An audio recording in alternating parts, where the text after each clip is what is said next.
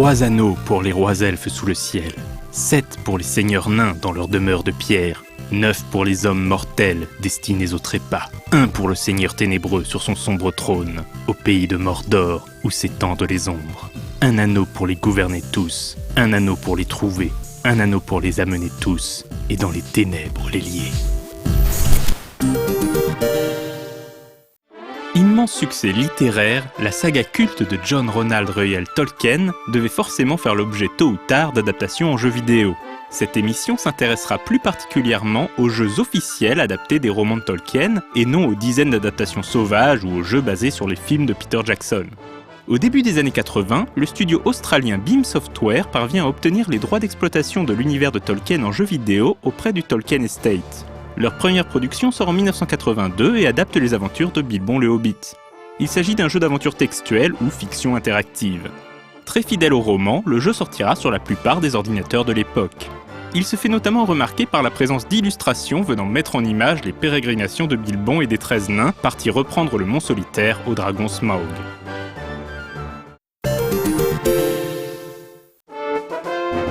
Quelques années plus tard, Beam Software poursuit sur sa lancée en adaptant la trilogie du Seigneur des Anneaux en aventure textuelle, en suivant le même principe que pour The Hobbit. Le premier jeu de cette trilogie, The Fellowship of the Ring, sort en 1986 et suit à peu de choses près le premier tome du Seigneur des Anneaux. Les deuxième et troisième jeux, intitulés The Shadows of Mordor et The Crack of Doom, et sortis respectivement en 1987 et 1989, continuent l'histoire en se concentrant sur les aventures de Frodon et Sam, qui cherchent à atteindre la montagne du destin pour y détruire l'anneau unique, avant que Sauron, le Seigneur des Ténèbres, ne puisse remettre la main dessus, ou plutôt le doigt dedans. L'une des particularités de cette trilogie est que le joueur pourra choisir quel hobbit il souhaite incarner au début de chaque aventure. Dans The Fellowship of the Ring, il pourra décider d'être Frodon, Sam, Merry ou Pippin. Dans The Shadows of Mordor, il pourra choisir entre Frodon et Sam. Il n'y a que dans The Crack of Doom où Sam Gamgee sera le seul à endosser le rôle du héros. L'année même de la sortie de The Crack of Doom, Beam Software accorde à son éditeur Melbourne House les droits de mettre en chantier un autre jeu dans l'univers de la Terre du Milieu. Ce jeu, développé par Synergistic Software, porte le nom War in Middle-earth. Conçu par Mike Singleton, connu pour le grand classique The Lords of Midnight, War in Middle-earth est un jeu de stratégie et de simulation évoquant les productions Cinemaware. Le joueur prend le contrôle de ses personnages sur une carte de la Terre du Milieu et tentera de mener les hobbits à bon port en évitant les redoutables Nazgûl qui rôdent sur les chemins. Lorsque les héros se retrouvent face à un ennemi, le joueur pourra choisir entre plusieurs actions pour chaque personnage. Charger l'ennemi, engager le combat, se retirer de la mêlée ou battre en retraite. Il est également possible de suivre les déplacements des personnages d'écran en écran pour profiter des jolis décors, parler à des personnages bienveillants ou récupérer des objets utiles.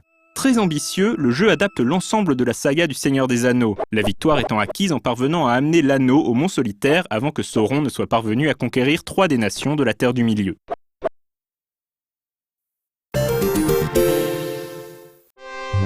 En 1991, War in Middle-earth connaît une suite spirituelle intitulée Riders of Rohan. Beam Software reprend les commandes pour ce titre qui sera édité par Konami. Le jeu se focalise sur les exploits d'Aragorn, Gimli et Legolas, qui tentent de repousser les hordes de Saruman. L'influence de Cinemaware est encore plus palpable dans cette production qui mélange stratégie de temps réel et mini-jeux. Le jeu se déroule sur plusieurs plans. Il y a d'abord la carte stratégique de la région où le joueur peut déplacer ses bataillons. Lorsque les Rohirrim engagent le combat contre une légion d'Uruk-hai, le joueur prend part à une bataille en temps réel entre les unités des différents camps. Mais d'autres événements peuvent se produire. Duel en 1 contre 1 entre les chefs de chaque armée, défense de murs d'enceinte dans la peau de Legolas, et même duel magique entre Gandalf et un Nazgûl.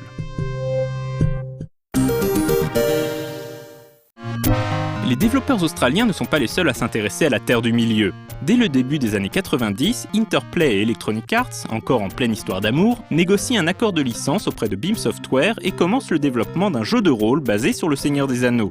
Avec un gameplay typique des RPG sur ordinateur de l'époque, à mi-chemin entre Wasteland et Ultima 6, The Lord of the Rings est l'un des meilleurs titres adaptés de l'univers de J.R.R. Tolkien.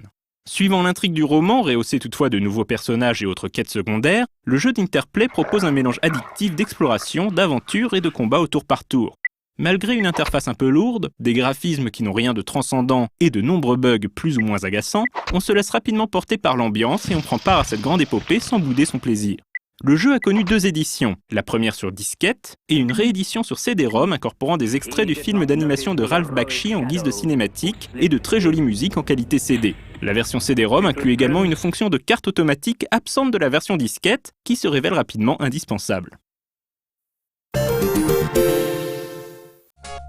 2 ans plus tard, le divorce entre Interplay et Electronic Arts est consommé, mais cela n'empêche pas la société de Brian Fargo de sortir le 2e volet de ce qui est alors annoncé comme une trilogie. L'interface a été allégée et les combats sont plus dynamiques, mais le jeu est également plus linéaire, basculant entre les aventures parallèles des 3 groupes de personnages, Aragorn, Gimli et Legolas, Frodon et Sam, et enfin Merry et Pippin. Un 3e épisode basé sur le retour du roi était en développement, mais ne verra jamais le jour. Les droits de Beam Software sur l'œuvre de Tolkien arrivèrent en effet à expiration avant qu'Interplay ne soit parvenu à trouver le juste équilibre entre RPG et stratégie. Interplay sortira toutefois un ultime jeu basé sur le Seigneur des Anneaux en 1994. Il s'agit à nouveau d'une adaptation de la Communauté de l'Anneau, mais cette fois-ci sur Super Nintendo sous forme d'un action RPG. L'une des très bonnes idées du jeu est la possibilité de jouer jusqu'à 5 simultanément, chaque joueur prenant le contrôle d'un membre de la communauté. En solo, une intelligence artificielle rudimentaire prenait le contrôle des autres personnages et ne parvenait le plus souvent qu'à se faire tuer.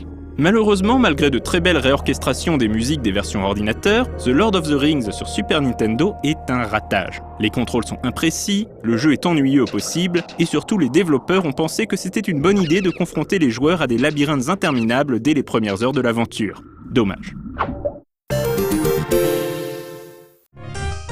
Dans la deuxième moitié des années 90, l'éditeur Sierra Online récupéra les droits pour produire des jeux vidéo basés sur l'univers de Tolkien, et mit en chantier plusieurs titres, notamment un ambitieux MMORPG dans la veine d'Ultima Online, baptisé Middle-earth Online, ou encore Orcs Revenge of the Ancient, où l'on aurait pour une fois incarné les forces de Sauron.